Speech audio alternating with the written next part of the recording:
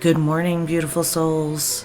Welcome to the Sunshine for the Soul community. I'm Cindy. I'm speaking to you from the Blue Ridge Mountains. It is a gorgeous, sunny Easter morning. So today, before I got my day started, I wanted to pull a couple cards and just kind of tap into the Twin Flame Collective. So I pulled 3 cards today from the Rider-Waiter deck. These are my giant cards that are like bigger than my hand, so I shuffled before. The 3 cards I pulled was the Fool in reverse, the 5 of Cups, and then the 4 of Cups in reverse. And today I'd like to dig into these 3 cards and pull some clarifiers and see what we have going on with this Twin Flame Collective this morning. Alright, so interesting enough, on this beautiful Sunday morning, I've pulled the Fool card in reverse. The Fool is a major arcana card. It is card number 0. It symbolizes new beginnings. The Fool is kind of the soul of the tarot. The Fool awakens to his soul's path and is ready to go on an adventure. The Fool card upright. He's got his little dog next to him, and he's got his little pack tied onto the end of his wand, and he holds a flower in his hand, and the sun is shining, and he is aligned, and everything is going as scheduled. However, the Fool card in the reverse is someone not going anywhere. This Fool looks like he is stuck in analysis paralysis. He's bogged down in his head.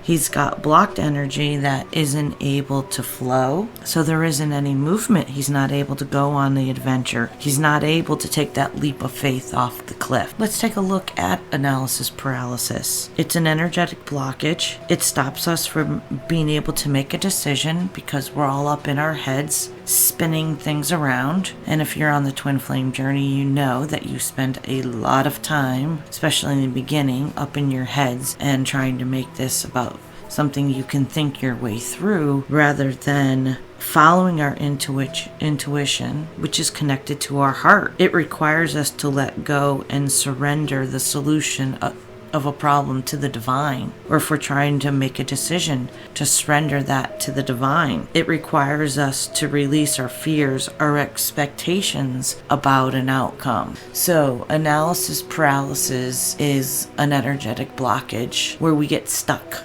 and we've all been there. I've been there, especially as a Virgo. Virgos are stereotypical perfectionists. You want to do everything right. So over analyzing a situation inside out, upside down is kind of our forte. That is something that as I've been healing and going through my spiritual awakening, I find less and less of the requirement to be a perfectionist. There's some days I don't even make my bed, and I may leave dirty dishes in the sink, and that's progress for me. So this Fool is in reverse. He's not going anywhere. He or she, I don't read for genders, just energies, but on the card it does look like a masculine, and this character is stuck in analysis paralysis. And I think we can all agree that we've been there before. So moving forward, the next card I pulled was the 5 of Cups. This character here has his head down. He's wearing a black cloak. There's 3 cups spilled next to him, 2 cups still remaining. This card symbolizes a character that has regret, a ton of regret, thinking about the past, what this person or character could have done, what they should have done. Why didn't I do this differently? Why didn't I say this? And this is part of the analysis paralysis is the regret. One of the things we have to do as we heal is we have to release the guilt and the sadness for having been the person that we were before we did our healing. We can't hold those wounds and expectations about ourselves and the actions that we took. After we do the healing, we have to surrender those and release those and understand that they were all part of the process. And it doesn't make us any less of a person because we had struggles and because we had things to learn. So instead of this character, he's turned and he faces the 3 cups that are tipped over. All he has to do is change his perspective and turn, and there's still 2 cups that are standing upright. It's like looking at the glass half full or half empty, the difference between being pessimistic and optimistic. He is being pessimistic right now. He's in regret because he simply has to turn around and put his sights on the 2 cups that are still standing that he has to work with. Very interesting. So to recap, we have the Fool in reverse and the Five of Cups upright. So this Fool character, he is in stuck energy. Instead of being the adventurer that he is and daring to be great, he is sitting in regret and he is stuck in analysis paralysis. Not a fun place to be for this character. We're going to send this character love and light and see what the next card is. See what's going on with this adventurer that hasn't quite gone on his adventure yet. Very interesting. So the third card I drew was the Four of Cups in the reverse. The Four of Cups upright is someone trying to hand this, it looks like divine masculine energy on the card. So someone's trying to hand this masculine their cup of love. And he's got his hands and his arms crossed in front of him. He's rejecting that cup of love. So this is reversed. So in reverse, it's saying not only are they rejecting the cup of love, but then they retreat and withdraw and they sit in a place of pessimism, just like we talked about with the Five of Cups. Meaning in regret, focusing on the 3 cups that are knocked over, not the 2 cups that are still standing. And this card, the Four of Cups in reverse, is reiterating that this Fool character is focusing on the lack or the scarcity of the situation rather than turning their vision on the cups and the offers that are still standing. All they can do is focus on the lack, or what I lost, or what I did wrong, or what isn't here, so that I can go on this adventure. So we're going to clarify the Fool card, the Five of Cups,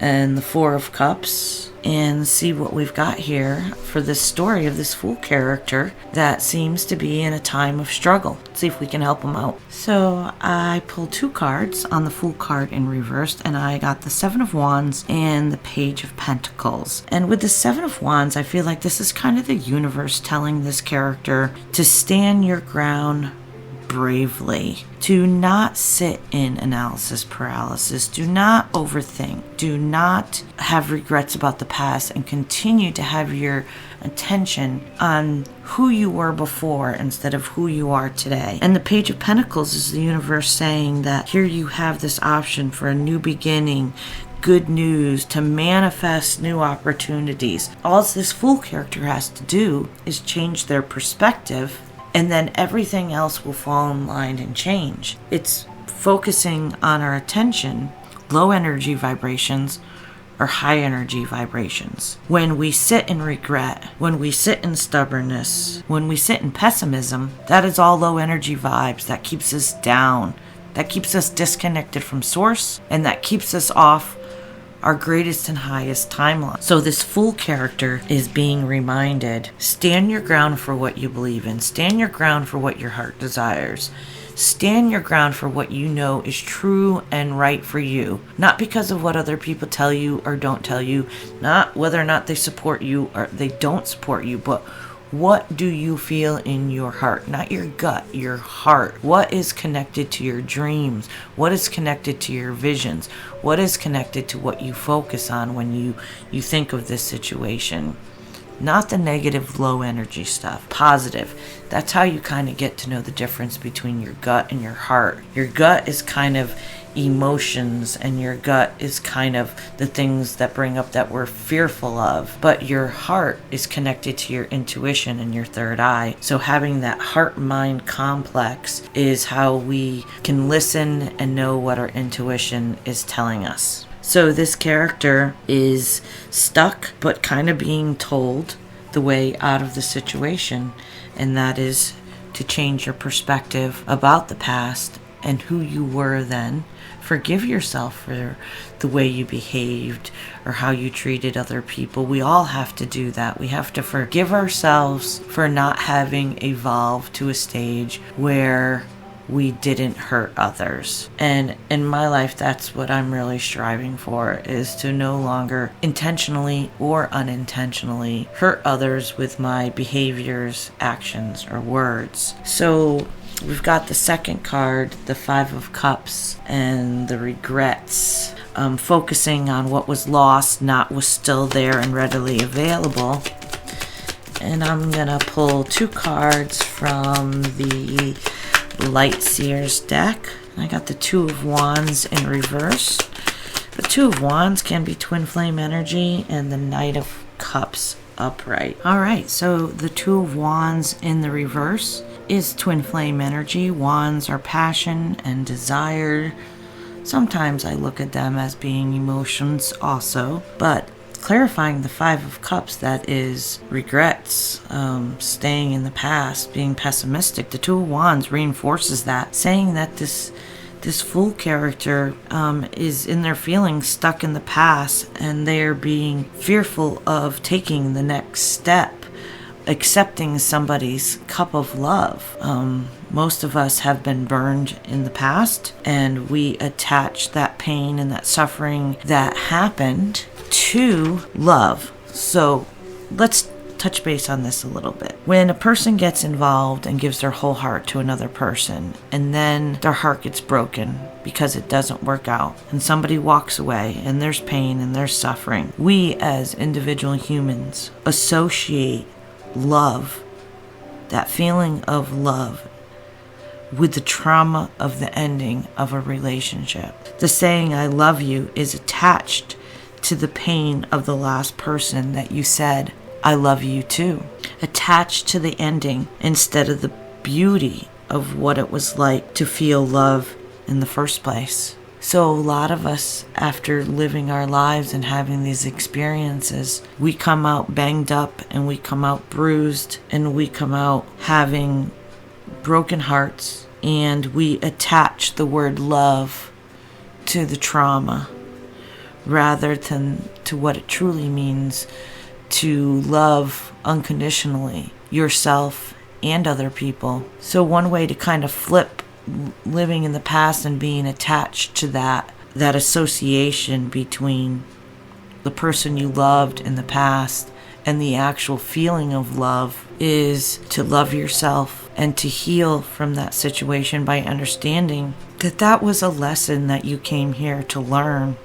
Yes, it was difficult going through the heartache and the pain and the suffering and losing things in our life that we enjoyed. But at the same time, that was a stepping stone. That was a lesson, something we had to go through in order to align us to be in the next place at the right time, so that the next lesson could come. And loving ourselves enough to forgive ourselves for allowing ourselves to be brokenhearted, to putting ourselves in a situation or with a person that we just go, well, I should have seen that they were going to break my heart. I should have read the signs. We have to let that go also and understand that at the time we were who we were, and our level of evolving, whether it be emotionally or spiritually, was where we were at the time. So forgiving ourselves, forgiving that person that caused the trauma or was part of the trauma because they had wounds that weren't healed. That's how we take the first step of getting out of the past and out of associating the word love and telling somebody that you love them with the trauma of the ending of our past relationships. And this character, the next card to come up, is the Knight of Cups. The Knight of Cups is an action taker. Cups are about emotions, water. And this knight here, he's pretty cool. He's got a pair of jeans on with a pair of Converse Chucks, and he's holding red roses. He's got a tattoo of a heart on his arm. He's very handsome, and his valiant steed is in the background, and he's got a little picnic area set up here with a blanket and a little letter. You can see the little letter there that has a stamp on it, like back in the old days where they used to seal their letters with a seal, their stamp. This Knight of Cups here, he truly is an action taker, and it seems to me like there's a desire to take action. There's a desire to reveal the emotions that one's feeling. And if we can get past feeling stuck in the past and get past the fear of taking the next step and knowing that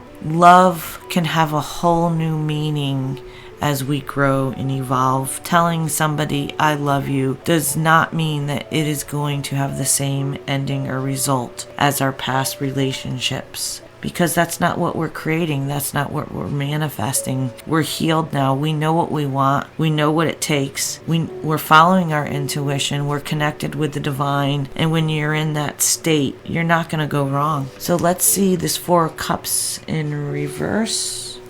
I'm going to pull 2 cards on the Four of Cups in reverse and see where this, let's call him now the Knight of Cups character, because he has a desire. There's a part of him that is just peeking out from the regret and the pessimism and the looking at the past. I've got the Moon card, number 18.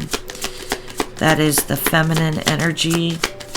The Sun is masculine energy.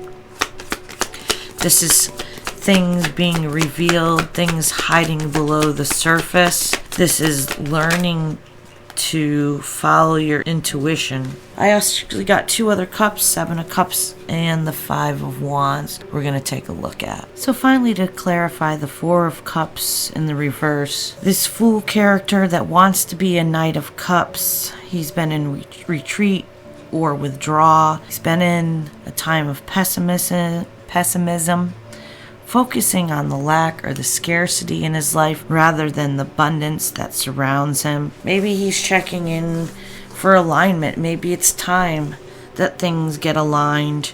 And being clarified by the Moon, major arcana, things hidden below the surface. Hidden below the surface of ourselves. What wounds have we not healed? Like talking about the word love and telling somebody I love you. Is that word itself attached to the trauma of the past? Is that something that is blocking us from moving forward in our lives and finding love and abundance in another situation? The Moon reveals things hidden below the surface. And this is a wound that a lot of people probably don't recognize they have. They attach the word love and saying I love you to the trauma of the person that hurt them, that they first knew love.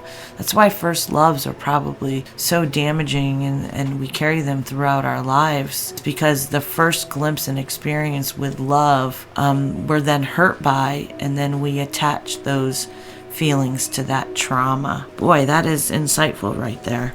Clarified by the 7 of Cups is this character has been confused about their choices and who to trust to give their emotions to, and that comes from trauma and having to gain that trust in ourselves that we are making good, healthy decisions about our intimate relationships, and they are based on our heart and our intuition, having done our healing. And the 5 of Wands, clarifying the 4 of Cups, is that this character, there's a part of them that is fighting for what they desire. They want to come out of conflict with themselves first. They want to be the Knight of Cups. They want to open up their heart again and offer it to somebody and feel that love reciprocated. But first we have to do the healing. First we have to forgive ourselves. First we have to surrender, and we have to release the situation to the divine. And only after that healing is done, only after we're at a place where we can truly unconditionally love ourselves and love our journey and love our lessons, only then are we capable of coming forward in our lives,